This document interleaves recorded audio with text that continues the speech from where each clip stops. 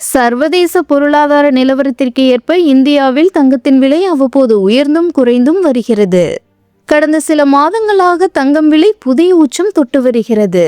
அந்த வகையில் தங்கம் விலை கடந்த 17ஆம் தேதி வரலாறு காணாத வகையில் உயர்ந்து 1 கிராம் ரூபாய் 12,200க்கும் சவரன் ரூபாய் 97,600க்கும் விற்பனையானது.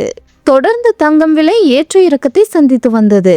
அதன்படி தங்கம் விலை நேற்று முன்தினம் கிராமுக்கு ரூபாய் 100 உயர்ந்து ரூபாய் 11,500க்கும் சவரனுக்கு ரூபாய் 800 உயர்ந்து ரூபாய் 92,000க்கும் விற்பனையானது. வெள்ளி விலையில் மாற்றமின்றி 1 கிராம் ரூபாய் 170க்கும் 1 கிலோ ரூபாய் 1,70,000க்கும் விற்பனை செய்யப்பட்டது. இந்த நிலையில் தங்கம் விலையானது இன்று சற்று குறைந்துள்ளது.